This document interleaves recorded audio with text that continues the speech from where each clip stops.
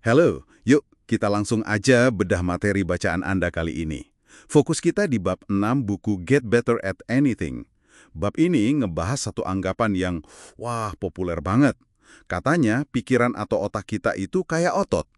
Bener nggak sih kalau kita latih satu hal, misalnya main catur, itu bisa bikin kita otomatis lebih pintar secara umum? Kayak angkat beban gitu, kan lengan jadi kuat semua. Mari kita kupas tuntas.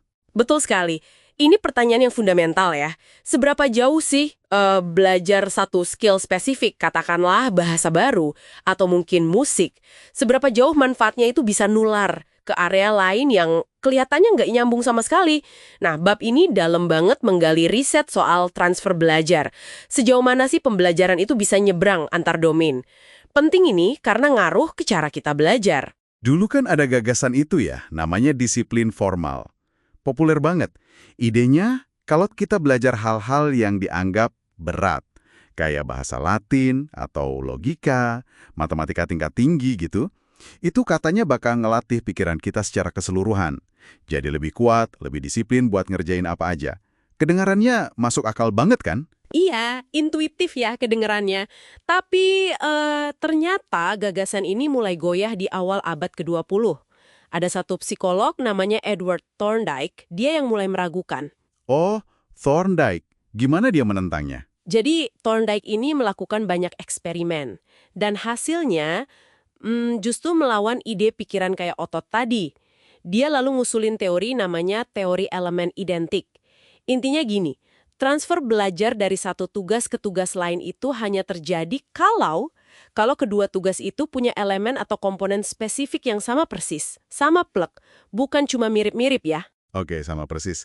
Ada contohnya nggak dari eksperimennya dia, biar lebih kebayang? Ada. Salah satu yang terkenal, dia itu melatih orang buat nyoretin huruf tertentu di teks. Misal, huruf E sama S.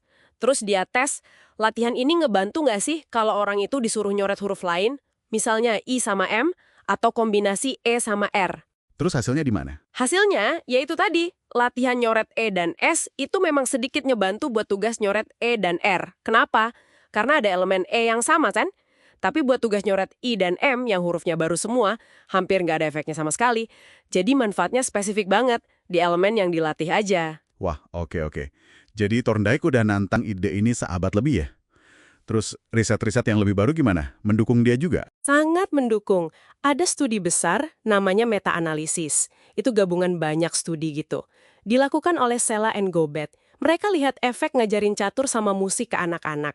Hasilnya, efeknya ke kemampuan kognitif umum, kayak penalaran, memori nilai sekolah gitu, ternyata kecil banget. Bahkan bisa dibilang nol efeknya. Belajar catur ya bikin Anda jago catur. Nggak otomatis bikin jago matematika atau yang lain. Waduh, berarti saran-saran populer kayak main catur biar pinter strategi bisnis, atau belajar musik biar logikanya kuat. Itu lebih ke mitos dong ya? Nggak ada bukti kuatnya. Secara umum, bisa dibilang begitu, iya. Sama juga kayak belajar programming. Sering kan dibilang itu ngelatih problem solving. Tapi risetnya nunjukin, belajar coding itu nggak secara otomatis bikin Anda jadi pemecah masalah yang lebih jago di luar konteks coding. Anda jadi lebih jago mecahin masalah pemrograman, spesifik di situ. Ini persis kayak teori Thorndike, catur sama strategi bisnis, atau coding sama manajemen proyek. Itu nggak punya banyak elemen identik yang fundamentalnya sama. Jadi ya transfernya susah, nggak signifikan. Oke.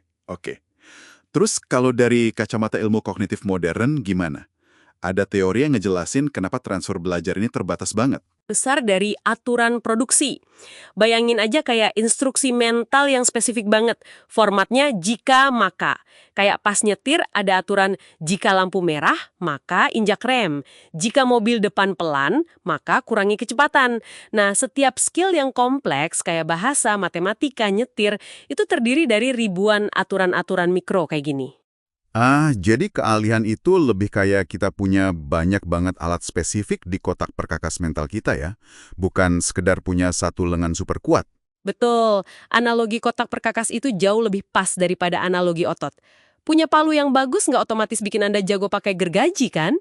Memang ada sih kemungkinan transfer untuk prinsip-prinsip yang lebih abstrak. Kayak konsep statistik hukum bilangan besar, itu bisa dipakai di banyak bidang. Tapi untuk bisa ngenalin dan nerapin prinsip abstrak ini di konteks baru, biasanya butuh pengalaman yang luas banget, beragam, plus refleksi yang dalam. Nggak otomatis kejadian. Jadi, apa nih pesan utamanya buat kita semua yang lagi belajar?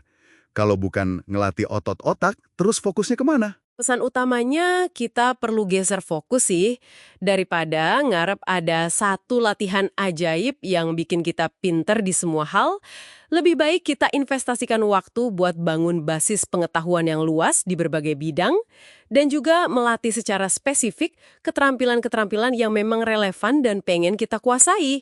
Kayak kata Thorndike abad lalu itu, pikiran tidak memberi sesuatu secara cuma-cuma, tapi ia tidak pernah curang. Artinya, usaha Anda dihargai, tapi ya spesifik di apa yang Anda latih. Ini mungkin agak ngecewain ya buat yang nyari jalan pintas, tapi ini bukan berarti belajar jadi nggak penting kan? Oh, sama sekali bukan. Penting banget. Belajar itu krusial. Cuma, nilainya itu cenderung lebih spesifik dari yang sering kita bayangin. Misalnya kemampuan berpikir kritis yang sering kita pengen punya. Itu nggak muncul dari latihan otak umum, tapi dari punya pengetahuan yang cukup di bidang yang relevan. Supaya kita bisa evaluasi argumen, ngenalin bias, bikin penilaian yang benar. Kemampuan problem solving juga gitu. Berkembangnya bukan dari latihan otak, tapi dari menghadapi dan belajar nyelesain berbagai jenis masalah nyata di domain-domain yang spesifik. Menarik banget ya. Oke, nah sebagai penutup nih, ada satu pemikiran buat Anda bawa pulang. Ini nyambung banget sama materi tadi. Kalau keahlian itu adalah kumpulan alat spesifik di kotak perkakas mental Anda, dan transfer belajar itu terbatas banget, tapi mungkin terjadi untuk elemen atau prinsip dasar yang tumpang tindih. Pertanyaannya, gimana caranya Anda bisa secara sengaja gitu mengidentifikasi dan mempelajari elemen identik atau prinsip-prinsip fundamental yang mungkin berlaku lintas keterampilan yang pengen Anda kuasai. Tujuannya, ya jelas, buat memaksimalkan sedikit transfer positif yang emang bisa terjadi itu. Sesuatu buat direnungkan lebih lanjut nih dalam perjalanan belajar Anda.